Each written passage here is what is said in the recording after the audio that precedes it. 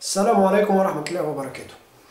أولا نندد بقتل السفير السوري السفير الأمريكي في ليبيا، ونقول أنه لا ذنب له سوى أنه تواجد في المكان الخطأ في التوقيت الخطأ تماما كآلاف المدنيين الذين تقتلهم الولايات المتحدة الأمريكية في أفغانستان والعراق وشتى بقاع العالم. الفتنة قادمة توا في طنبكها، نجم نقولوا حرب أهلية بدات فيسبوكية. هذا شيء مش معقول، هذا شيء ما عندوش مبرر كما نقولوا فيه. الهجوم هذا ما بين هو يلخص الواقع التونسي، الواقع التونسي متجه إلى كون الصراع سيصبح في تونس إسلامي.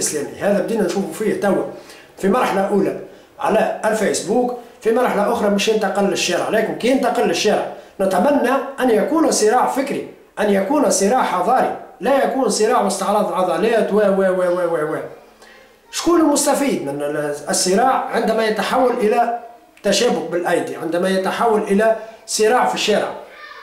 قطعا المستفيد الوحيد هو الولايات المتحدة الأمريكية التي شعارها دائما وأبدا إما نحن وإما الفوضى. لهنا فخ لا نريد الوقوع فيه ولا نتمنى الوقوع فيه، بل دعاءهم الآن اللهم أهلك السلفيين بالنهضويين ونجنا من بينهم سالمين. أنا لست سلفي ولست نهضوي، ولكن يهمني أن أمن هذا البلاد، يهمني استقرار هذه البلاد. بالله نحاولوا باش نلخصوا الوضع، نشوفوا أن المسؤول على الشيء هذا قيادات ساكتة. حمل المسؤولية الأولى للقيادات، القيادات سواء كانت سلفية اللي بطبيعتها ما هيش مهيكلة، ما هيش منظمة، ما مسيبة، كل مانيش عارف كل طير يغني على جناحه. معناها ما يسالش يا شيخ أبو عياض نختلف معاك راهو 100%. أنت تحمل فكر تنظيم القاعدة وأنا ضد الفكر هذا، لكن ما نحبش فيك. نختلف معاك فكريا لكن ما نحبش فيك. إذا بالله هيكل روحك، ما يسالش. مزيد إذا كانت تحب تتزعم الطيارة هذا، مزيد من السيطرة على أنصارك، وزاد للنهضة بالله مسيبين فروخ تاع 16 و 17 سنة، عاطينهم الإعلام نتاع حركة عمرها 40 سنة، هو كي عمره 17 و 18 سنة و 20 سنة كي يعدي كل عام من حياته من يولد عام يقرأ في تاريخ الحركة عام التالي ما يخلطش باش يكمل. جاي تعطيه وجه الحركة اللي هو الإعلام، خسرته الإعلام الوطني، خاسرين اللي هو ضدكم من أول ما جيتوا، زدتوا خسرتوا الإعلام البديل. إلى أين؟ وين ماشيين؟ لهنا نتصور يستحق الأمر، يستحق وقفة. باجات ما عندك سيطرة عليهم، تهبط بيان تقول راهم خاطيني، تصرفاتهم لا تشملني. تحكي مع السلفيين يقولك احنا قاعدين نرجعوا على النهضويين، تحكي مع النهضويين يقولك احنا قاعدين نرجعوا على السلفيين. يا خويا لا ترجع لا انت لا هو، عملوا غد. لا ترجع لا انت لا هو، راجعوا واحد، ما يسالش راه واحد يراجع روحه، مادامش واحد ما يغلطش في الدنيا هذه. الناس الكل نغلطوا. فرقوا ما بيناتكم في حادثة السفارة، السفارة راكم ما حرقتوهاش. يا رب غلطوكم كي قالوا لكم سفارة أمريكا حرقتوها. السفارة شعلت قبل ما توصلوا لها. هو مش نعطيكم بالدليل. نتحدى سفارة أمريكا في تونس ما نتصورش كما فيهاش كاميراوات داخلية وخارجية. نتحدى لحظة اندلاع الحريق تعطينا التصاور. تهبط تقول راهم هذا مشعلوه. واضح العملية. سهل برشا، تحرق لك مقر نتاعك ما نتصورش سفارة أمريكا، راه مش لعبة، راه مش قصر قرطاج نتاع المرزوق. راهي سفارة أمريكا وما دراك.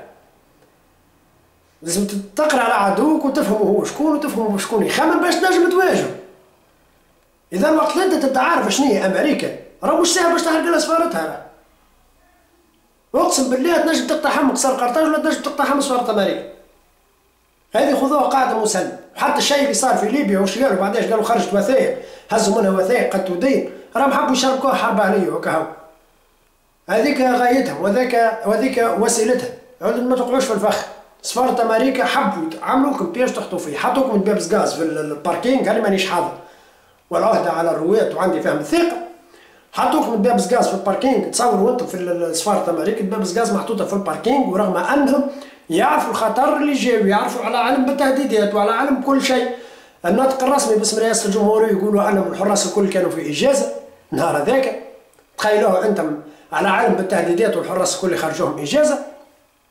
سفارة أمريكا شعلوها الأمريكان، وشعلوك من الدخان المتصاعد تقول شبير بترول تحرق. ولادي افهموا، هذاك الدخان بتاع مكاتب عادية عملت هيك محصيلة وحصلتوا فيها. برافو، تستحقوا شكون يصفق عليكم. ظهرتكم إرهابيين قدام العالم، دخلتكم في بعضكم داخليين وخارجيين. خارجيين ضربتكم، ظهرتكم شعب همجي، وداخليين دخلتكم في بعضكم تبارك الله تشوفوا فيها الحرب الفيسبوكية الخطيرة.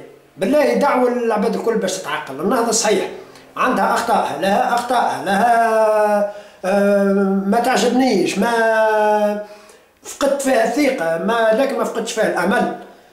فقدت الثقة فيها في سياستها المرحلية الآن، فقدت فيها الثقة، لكن ما تفقدش فيها الأمل. تذكروا وأنه فيها من الدكتور بن سالم، تذكروا أنه فيها الشيخ صادق شورو، راهم هذم عباد راهم على حركة الاتجاه الإسلامي ضحوا بأعمارها، راهم مش على مناصب سياسية. ما تقوليش هذا الغنوشي قال ثقتي في الله وفي بن علي وطف قطع، ما تقوليش هذا لطفي زيتون مشى طف قطع مشى خذا الجنسية البريطانية. راهم مش مدوك من النهضة.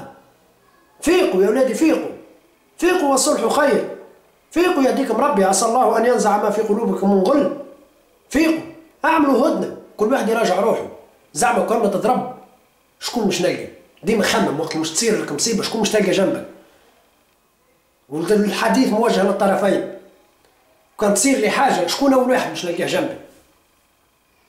دعوة إلى التهدئة، بالله هدوا شوي. راهي عمرها ما كانت السلفية أبو عيال، وعمرها ما كانت النهضة تصرفات قيادتها الحالية. راهي السياسة راهي بير خامج كبير، اللي خاف منه أكثر من اللي ظهر منه. لذلك شوي تعقل وطيحوا شوي، ما يسالش حتى جماعة بركة، ركحوا شوي جماعة بركة تعرفوا شكون اللي قاعد يلحم فيها ما بيناتكم. وقت نشوفوا من جهة لا للمساسب أبو عيال في الصفحات العلمانية، ومن جهة أخرى أشبيك علي العريض ما شديتش أبو عياد ونطالبوك بالاستقالة. والغريب في الأمر وأنه دعوة أبو عياد علي العريض بالاستقالة تتزامن مع دعوة خميس قصير. مانيش عارف الزوز ولا على نفس مبدأ، ولا الزوج واحد يستغل في الحق من أجل الحق، وواحد يستغل في الحق من أجل الباطل. فيقوا شوي. دعوة ما حد شيء، دعوة حتى للتعاقل، دعوة للتهدئة، دعوة كل واحد يحاكم عقله شوي. سفارة أمريكا، على ذكر سفارة أمريكا، الأخ مروان محمود اقترح اقتراح وأظنه ساخر ولكنه والله عين الصواب. قال ما أنا همجيين يا أخوي، نهار الجمعة نمشوا نجمعوا تبرعات وندهنوا وننظفوا السفارة. والله هو عين العقل، رغم قد يكون قالها ساخر ولكنه عين العقل. والله هذاك عين العقل، بالرغم أن رانا متحضرين. راه عمرها ما كان السلف الصالح هذا تصرفهم. خاطر وقت نشوفوا في مظاهرة لنصرة سيد الخلق صلى الله عليه وسلم، شوف في عباد تكفر في ربي وهابط وانت تتبع فيه. اعرف روحك من انت، قول له من انت، سيسألوا القدافي ما هو شرعكم سؤال من انت، قول لهم من انتم. وقت تشوف عباد هابطوا مش توصل في الرسول صلى الله عليه وسلم وهز بيسيات وخارجه تجري فروغ، قولوا لهم من انتم، راهو ما فيها باس.